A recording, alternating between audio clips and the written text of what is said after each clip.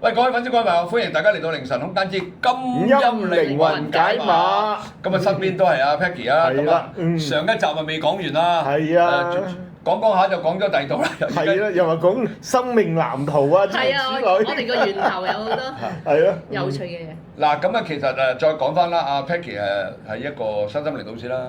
你講講你哋好多嘢嘅喎，身心靈導師啦。係啊，咁有時就會幫人簡單嘅做心理輔導啦。咁如果接受到開放啲，係接受到有前世今生咧，有時可能會做一啲前世回溯啦，可能會用一個沙盤遊戲治療啦，可能係會做一啲靈擺啊，揾翻佢嘅前世今生啊，或者我探羅方面，其實我情有獨鍾係呢一套嘅獨角獸嘅，因為我自己同獨角獸我自己都唔止一隻嘅，一隻靈獸嘅，咁獨角獸我好中意呢一套咯。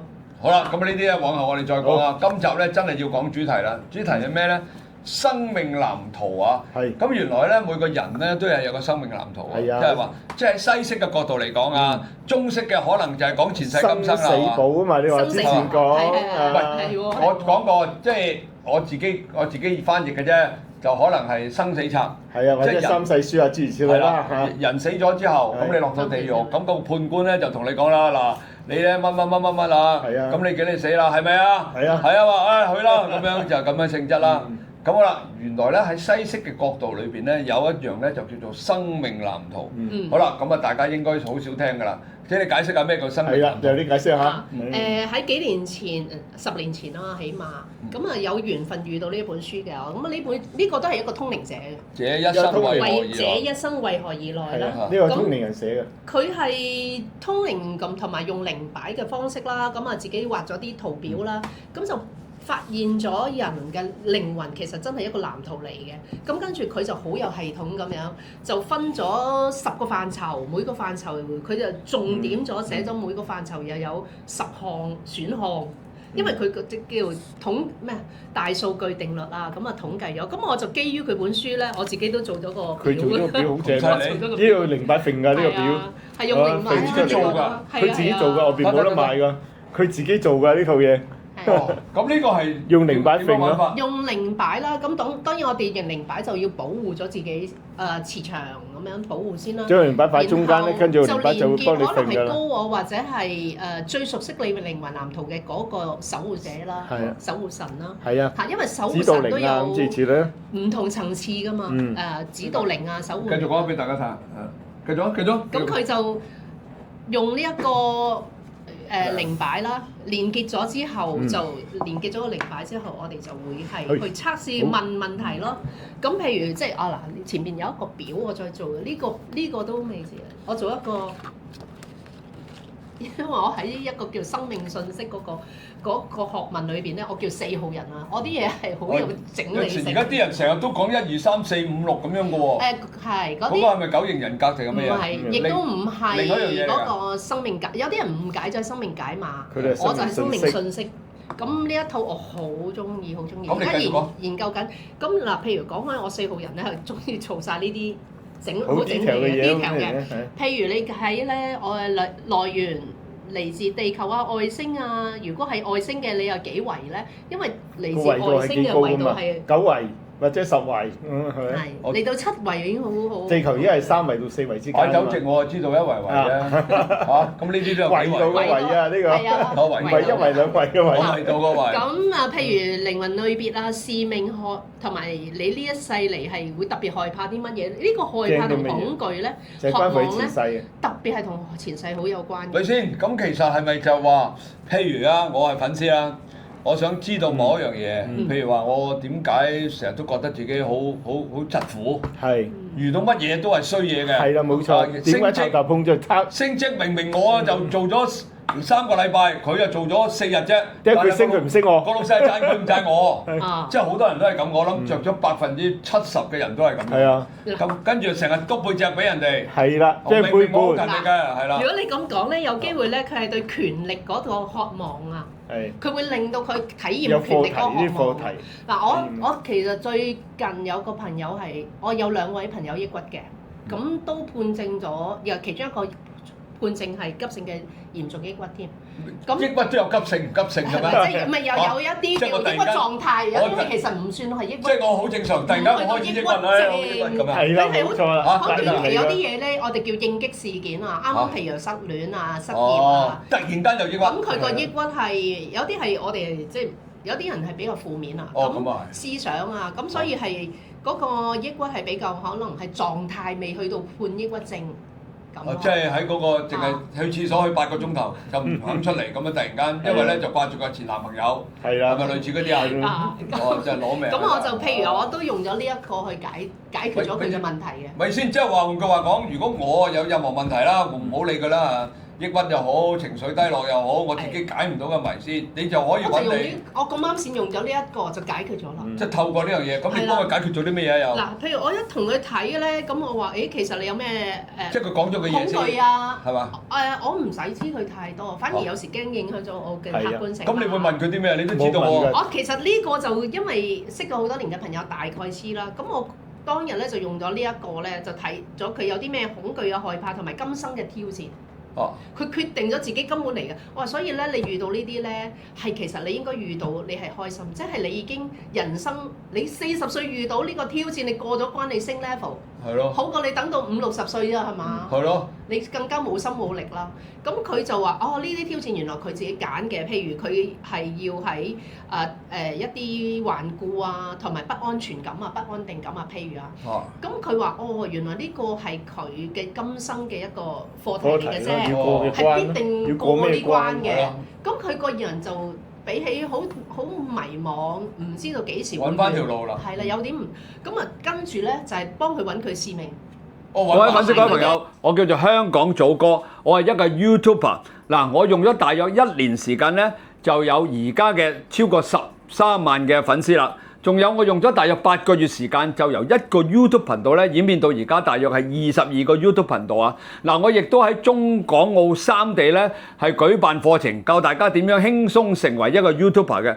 嗱，如果開公司嘅老闆們啦，仲有退休人士，仲有你有份正職，想賺多啲更加多嘅額外收入嘅話咧，就要留意我呢個課堂啦。我呢個課堂嘅名叫做100萬年薪不是夢啊！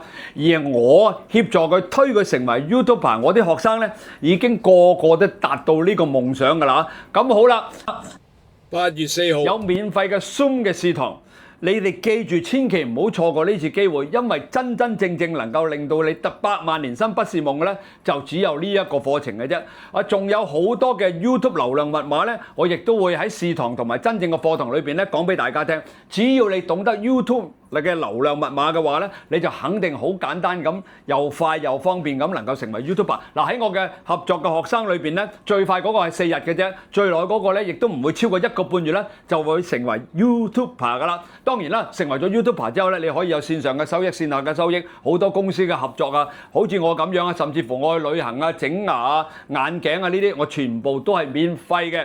嗱，想得到咁好嘅福利，仲有額外能夠賺到更加多嘅錢嘅你呢，就千祈唔好錯過我呢個課程啦。嗱，不如咁啦，大家去8月4號免費試堂參加咗先，聽下我所講乜嘢，咁你哋呢就會開拓你真真正正嘅賺錢之路啦，好嘛？嗱，記8月4號免費 Zoom 試堂啊！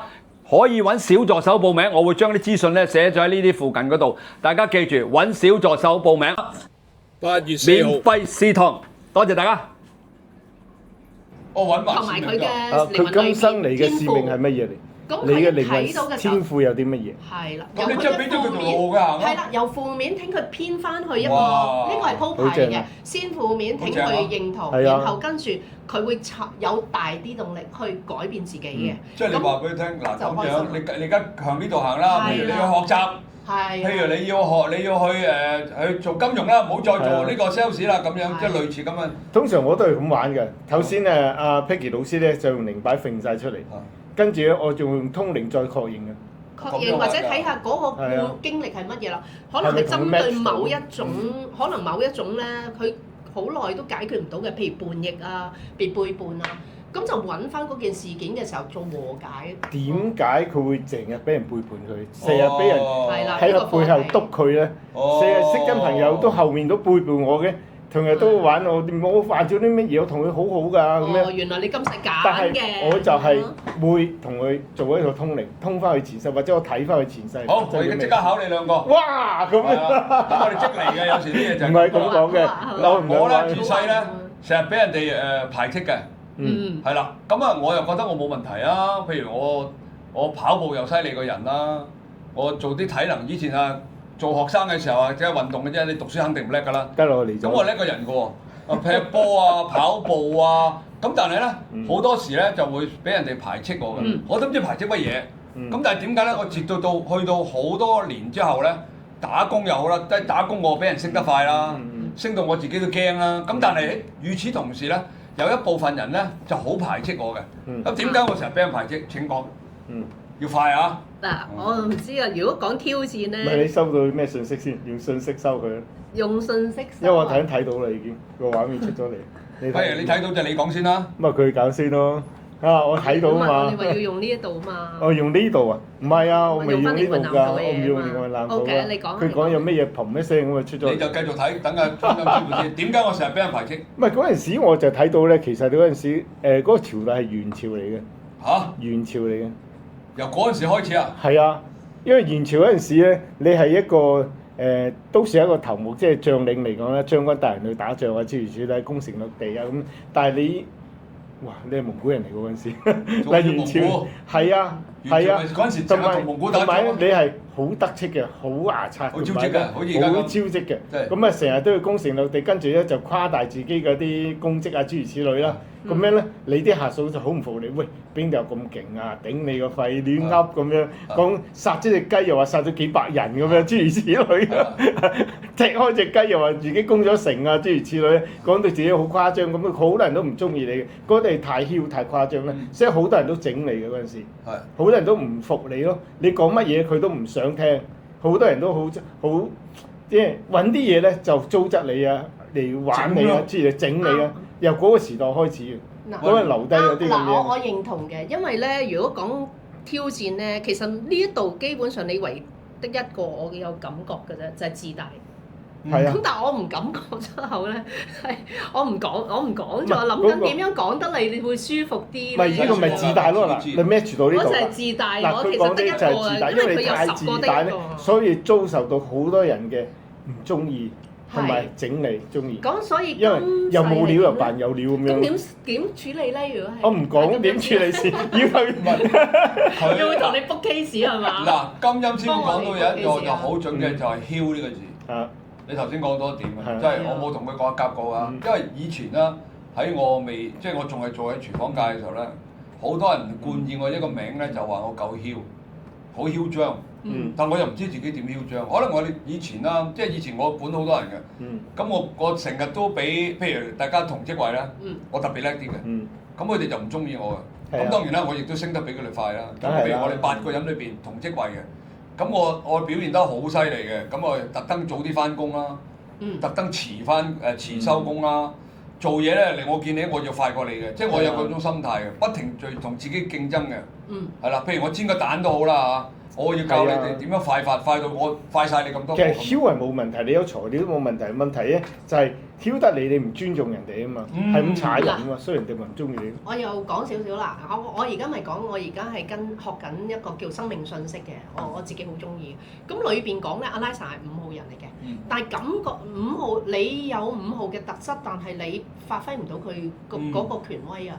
係咩咧？阿拉薩嘅5號人咧，佢係好土咧係要做到一個大領袖㗎，佢但係大領袖佢會好叻嘅，好有一啲嘢，但係佢要點樣先至更加發揮到佢咧？就係佢要好似土壤咁樣承接好多，有一種包容萬物咯，成就啊！佢成就佢有能力，但係佢係令到身邊嘅人一齊同步成長，發揮到佢嘅潛能，呢個先係真係一個領袖嘅格局。咁領導係咩咧？領導同領袖啦，譬如1號人啦，咁佢哋會係好叻做到一啲管理上邊嘅嘢，但係有時個自大或者自卑啊，自卑引導個自己啊，我頭覺得佢1號、3號又走唔甩㗎啦，有呢一啲。完咗場之後，你慢慢同佢睇。係。唔係，不過咁樣即係又話翻轉頭啦，即係當我離開咗廚房界啦，開始涉足呢個 YouTube 界咗咧，就嗰個所有嘢就開始改變。你啱㗎，你係應該唔好做廚房嗰陣時，因為你太囂冇人服你。但係如果你做 YouTuber 就唔同啦，因為你咁樣做越囂咧，啲人越拜你，唔同㗎嗰個做法。而家因為而家冇辦法㗎，因為我哋做呢啲嘢咧，即係點講咧？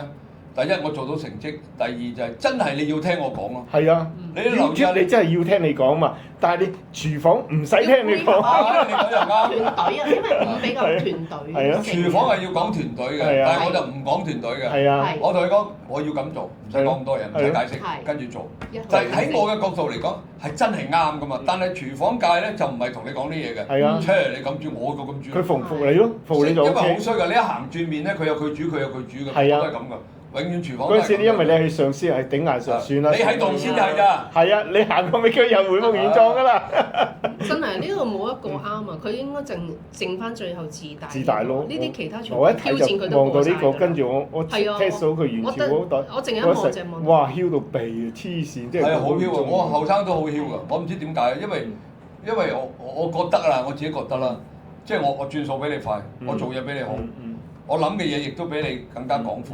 我覺得身邊所有嘅人都唔係我嗰批，即係我自己覺得啫。當時咁啊，所以就係有呢個咁嘅感覺。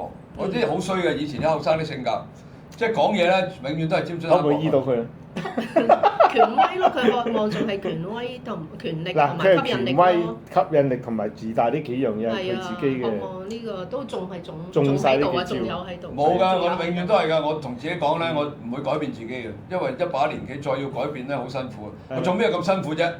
改變自己做乜嘢啫？啊，呢樣都係揾到錢嘅原因。係嘛？因為你中意自己啊嘛，我係咁噶啦，係啊，我係咁噶啦咁樣，你好愛自己又唔會自責，又唔會有內疚嘅。我梗係唔會內疚啦。咁咪揾到錢咯，揾到錢嘅就個個都係咁嘅。內疚自己咪唔係我永遠都係。呢啲唔好傷害人咪，係咯，傷害人。我唔害人咪得咯。呢個係一個標準咯。呢個我宗旨嚟嘅，第一唔會害人。咁啊，第二咧，我哋做多啲善事，呢個我兩個宗旨嚟嘅。佢做好多善事㗎，又派飯又成個。我做好多個派米啊，嚟緊又會有慈善活動啦，有機會大家就參加。一定即係我唔係咁講，即係我同自己講，當我轉做 YouTuber 之後，我同自己講，我呢一世唔再要受氣。我受咗42年氣啦。即係你知啦，做大集團咧，公司好多㗎。上面好多老頂喺度啊嘛。即係你為咗要討好佢，你為咗要俾個答案佢。你夾硬將一樣嘢扭曲咗，然後同佢講，真係好受氣嘅。做打工真係好受氣。我哋以前雖然我自己都管成百幾人，即係我啲僆又受我啲氣啦，係嘛？我鬧人鬧到死啦。咁佢哋又受氣喎，我又受氣喎。咁我為咗咩啫？成日做咁大做人係咪？你為咗錢，我哋唔應該為錢而受氣。即係我而家知道啦。錢係我哋要凌駕於錢。而家我可以做到凌駕於錢，即係唔係話你而家揾到錢好叻？唔係。即係凌駕於錢係另一樣嘢嚟嘅，即係我哋啲錢揾到翻嚟咧，就要使咗佢。我乜都買㗎，話知你啊，總之買咗先算啦，唔啱咪抌咗佢啦。咁我老婆你咁嘥嘅，唔係我享受嗰刻嘅樂趣。而家都瞓覺都冇時間啦，你仲唔要樂趣做咩嘢啫？係嘛？係咪先？所以我而家個概念完全唔同㗎啦。不過咁講翻你啲路先，呢個生命藍圖咧，我再想問一問啦。嗱，咁其實如果有一個人真係我好迷茫，其實你有冇辦法幫佢解決到？就係最近啱啱先解決咗。就係你頭先講嗰個故事，咁之後佢點樣啊？個發展到？而家好大嘅改變。不過我唔係淨係我係綜合性嘅。咁譬如靈魂藍圖呢個已經令佢成個人發光啦，對眼。即係俾咗條路佢啊嘛。咁跟住我就同佢傾期間咧，嗱當然我要講明就係因為我做心理治療咧，我唔一定係一啲呢啲 V 運嘅，有時我可以係有純心理學傾嘅。即係同佢傾下你心底裏邊有啲咩？但係如果你開放咧，我就會講多啲啦。即係開解佢，咁即係心理醫生咁咯。我就突然間話俾佢聽，我同佢傾下嘅時候，做下嘅時候，我話：咦，我見到你身邊有隻龜啊，老龜喺度。跟住仲有一隻雀仔咯，因為我聽過一個老師嘅講法咧，就係每一個人身邊最少有3隻靈獸嘅。咁我自己用呢一個信念咧，我亦都咩靈獸，佢睇唔到，但係感應到。其實見好模糊咯，都唔可以話完全睇唔到咁咯。咪住先，金陰師傅咧就睇到有咩神有咩鬼啊，你又睇到咩靈獸？係啊，佢睇靈獸好勁喎。但係靈睇，我唔係即刻睇我有咩靈獸？我呢啲咧係未穩定㗎，係佢要出現嘅時候咧係要俾我睇。而家我未出現。咁我嘅靈獸出現咗未？我會見到一隻龍咯。唔係啩？我會感覺到有條龍咯。點解啊？但係仲有一條蛇咯。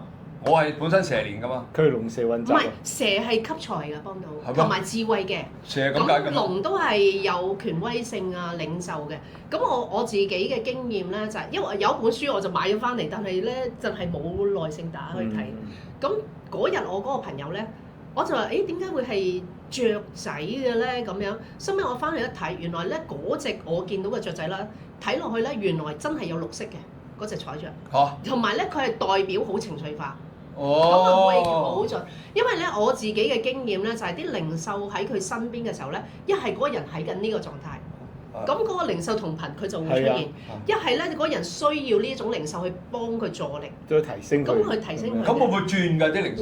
會轉嘅。會嘅。哦，即係唔跟住你嘅狀態而改變嘅。哦，越 hyper 咧，嗰個靈獸就越唔同啦。係啊，冇錯啦。我以前都冇讀，我有讀過獸嘅，咁啊多謝嗰位老師幾年前有講過嘅，就係佢教識我有靈獸呢樣嘢啦，我留意。咁佢話：誒，好少人有讀過獸喎，你一定係靈修人士啦。咁我話係啊，不過你嘅獨角獸已經好遠好遠好遠，就嚟喺門口要走㗎啦，你快啲靈修翻啊！因為你又離開咗靈修我界啦。我幾年集中咗做心理輔導啊，嗰個心理學嗰邊多咗。咁你嗱佢就話我有條蛇有條龍，咪即係等我而家嘅狀態。感覺佢有蛇有龍。係嘛？係。有錢嚟講咯。嗱有一次我就問一個風水大師嘅香港，咁人哋介紹啱啱一餐飯啦，咁我諗下，呢啲風水大師咁東方，佢會唔會有獨角獸咧？